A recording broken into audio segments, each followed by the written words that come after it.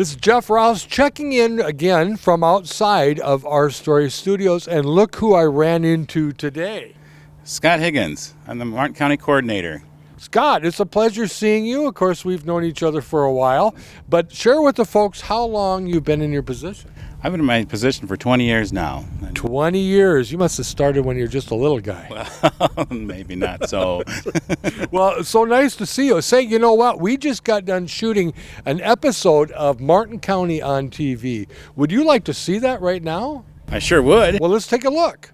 Well, we're very excited today to have with us John Thate. John Thate. A pleasure seeing you as always. Well, thank you. So, John, tell us, as though someone in town might not know, what you do and how it all began. I trim trees. I remove trees. I call myself an arborist, and I respond to calls when people have either a tree issue, risk problem, storm might have damaged a tree. Sometimes it's a disease problem. Sure. Sometimes it's some really unusual questions and complicated projects, but I love solving problems. That's That is so cool. Yeah. And how long have you been doing this? Well, I started this in 1977. It was June of 77. So it's been a while. This will be year 42. That's a while. That's Yeah. a while. Good for you. So, John, how did you choose this profession, or how did you get in this profession, or did it choose you? Well, that's a great question. I would say I was doing a lot of different service type work in the landscape field. You know, as a young person, I grew up in Fairmont and on Shorkers Drive. When I was a teenager going to school, I remember working for Bill Rao at Shorkers Gardens and doing all kinds of different things that are related to trees, plants, landscapes, and things like that. So I was always kind of enamored with that. And then as once Jane and I started a family, my wife, I really was drawn to this trade, and I guess I decided. Well, actually, people helped me decide because I was getting people to ask can you do this? Can you do that? Yeah, I can do that. And it took some can-do kind of attitude, and also a lot of learning skills. And I had different people that helped mentor me, you know, in the trade along the way. So how did I get into it? I wish I had a really, I'll just say it was, I was inspired, just inspired. Do the unique jobs, the different kind of jobs that you take on, still inspire you? Oh, Still gives you that tingle that says, oh my gosh, this is going to be a real challenge. I don't know what it is in my wiring, but you know, I've always been kind of a thrill seeker. I like downhill skiing or whitewater rafting, things I haven't tried that I'd like to try, but solving really complex tree problems that have an element of risk and takes a certain amount of ability to do. Love it. That's so cool. I love it. When you started, a truck, a chainsaw, how did you start? Very basic. A truck, Chevy Love, I think it was yellow, and it wasn't mine.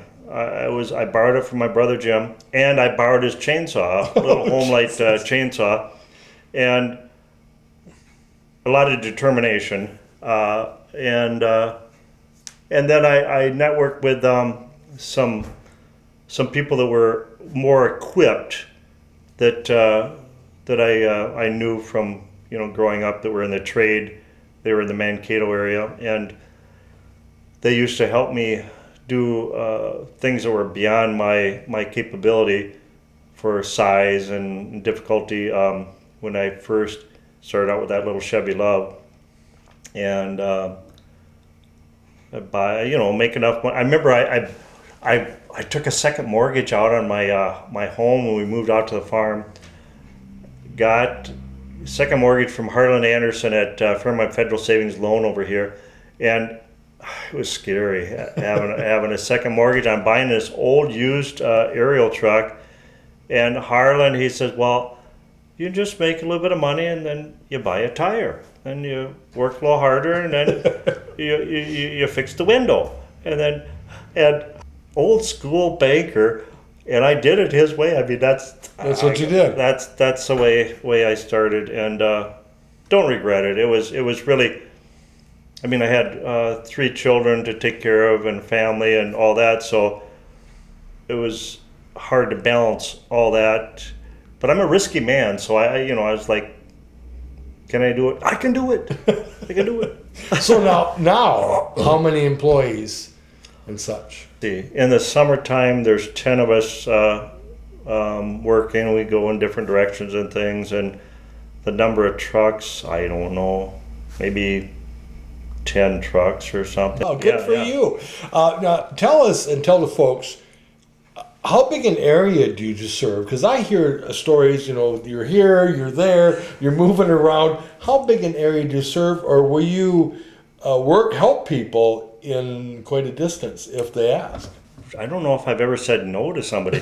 I've had people even that have vacation homes, northern Minnesota, Wisconsin, that have asked me to come and do projects for them. If time allows, I will, but mostly it's going to be within about an hour's drive, hour and a half. Now, I just got back from Algona today working for the city of Algona, removing a very large, challenging tree for the city crew. And it's not uncommon to be Algona one day, maybe the next day Okoboji, maybe the next day Windham, maybe the next day could be New Ulm, could be Albert Lee. Okay. Do you have, how big a crew do you run to do this? Well, we have 2 crews and sometimes 3 crews depending on what we're doing. So a crew that will be able to remove trees and process them, chip the brush, haul the logs, grind the stumps. That'll require a minimum of 4 people. So depending on what the schedule is, I may make a smaller crew to accommodate a bigger project, Sure. or divide according to skill sets and everything, because some of the guys are certified arborists and have that skill, knowledge and skill on how to apply it, and they may need to go this way, and maybe the stump removal, and that's over on this job, so those guys go there. Loader operators, aerial truck operators. It just really depends on what the job might require. Sure. Now, if you've been in the business for more than 40 years, you've had to have seen many changes in the equipment, in the style of removing, or is it pretty much stayed the same? I would say personally, I've seen a lot in my own business change, but just because of needing better equipment all the time to meet the different needs and different complex projects or whatever. And then the skill set of the people that I have, I would say, has changed in a really great way. I mean, I love the guys that work with me. They're hard workers. They're just really good people. Has technology changed your business much? Technology, yeah. When it comes to the equipment we use, when it comes to bracing trees, there's different types of methods that way than what might have been used when I first started. Sure. What might have been acceptable in a way of pruning a tree 40 years ago is unacceptable today. Some of the advice that was given by university arborist 40 years ago has kind of changed maybe on like what they might recommend for treating tree problems, replacing trees with certain species and things like that. So yeah, there's a lot to stay abreast with to be able to serve people in a complete way, I guess. Sure. Well, I saw some footage recently of a job that you did in Algona. Very impressive. There's some drone footage and some different things that you must have done down there some time ago. And I thought we should show the folks and show them what that looks like. Yeah, that was kind of fun. That job, it was really funny. We were working, I think we were working in Algona, and this fellow approached me and he says, we were having lunch, taking a break, we were having lunch, and this fellow approached me and he says, I've got a challenging tree, do you want to look at it sometime? And I said, yeah, what's the address? I'll look at it. So I go over there, and it was big, really big, and it was funny, he says, well, what it'll cost? And I gave him the estimate and the amount of, just kind of guessing what the time frame would take. And he said, well, let me think about that. I said, okay. That was probably in the spring. And that fall he contacted me. And he goes, I think we'd like you to do that. Oh, okay, we'll try and get that done. Got it scheduled. And when I have it scheduled, can't always schedule the weather to be, just what we want. Well, that particular day when we started, the forecast was a chance of showers later in the day or so, I think. But so we all crew go there, and we start on that project. Oh, and then when we get there, the homeowner he says, yeah, I asked the guy that trimmed the tree, the local guy, if he would be willing to remove it. And he said, no, don't call me. Anyway, one of the fellas, I think he was kind of surprised just the size of the project. But it's kind of fun. The guys that work with me, they never say, "Oh, we can't do that." They're right with you. Yeah. Like if that's awesome. Yeah. So if I think we can do it, they're right behind me. Well, some of the footage we've been showing the folks now of this Algona job is shot from a drone. Yeah. How did that come about? I wanted to have it filmed because it was quite spectacular, the size and the difficulty and everything. A person had a drone and they filmed it too. So it was kind of funny. I'm up there, rigging, putting lines in trees and setting points to swing these. This top was 100 foot across. And it's probably 80 feet tall is all, but it was 100 foot across. Wow. Over top this guy's house and into another tree. And I'd be up there rigging it, and I could just hear the bzzz. It sounded like a swarm of mosquitoes was like right there. And that was the drone. That was a drone. Well, some of this footage is just beautiful. Oh. Just from above, just showing. I don't know if I've ever even seen Oh, it. well, you are now, so this is pretty cool. You'll love seeing it. So, what the actual process when it came down, because it was such a big job, was it a surprise, or did it go pretty much the way you hoped it would go? Well, I was spared disaster. I had a great plan, but it's kind of funny. It took 2 days with a full crew there to take the entire canopy out, just so it was log standing, and it was a lot of log standing. But it took 2 days to take the canopy out and chip it and dispose of that at the Algona dump. Then on the third day, we had a crane service come in and help us. I think it was a 45-ton crane. And, I had a log chart to estimate with the circumference of the tree. I think the tree was 4 or 5 feet away from the house. It was right up next to the house. And it was very big. It could have been 6 foot across, I believe. Silver maple. Look at my log chart. I estimated it to be about, I think, 8,000. the piece I was cutting. Told the crane operator I thought that was about 8,000, and it had kind of a crack on the top. It was a multiple stem log, so I put the straps on, and I cut the bottom. And as he lifted this log up, because it was all cement around it, and the house right there, and the customer didn't want the cement cracked, and of course didn't want his house damaged. But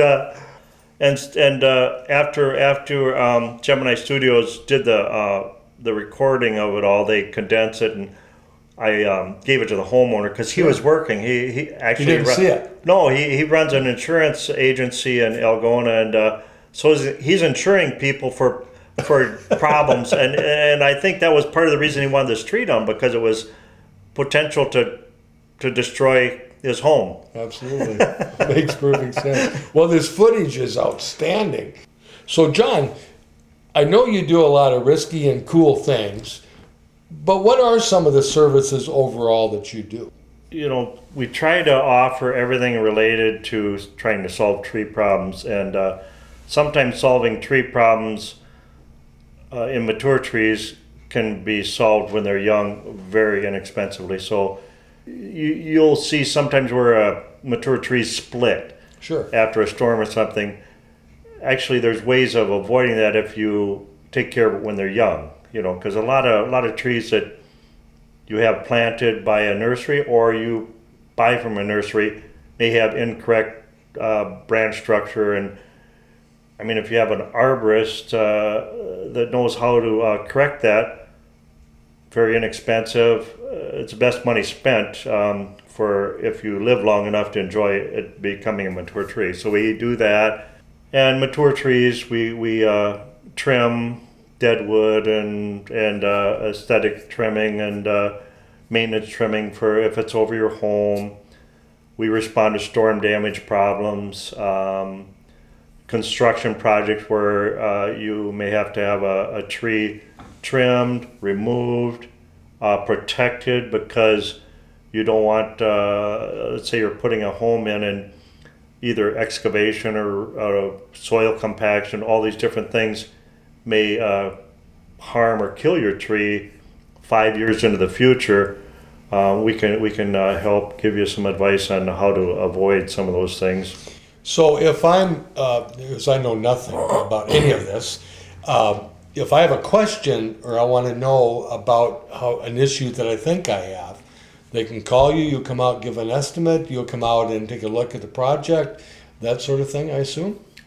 I've had so many interesting situations come up, but one that comes to mind here of late, I get a call from a lady from Hawaii, and she wants to know if I can evaluate this farmland that she owns down by Ruthven, Iowa. She wants to turn it into a hunting lodge. So she wants me to inventory all the trees, and she has certain specifics she's trying to accomplish.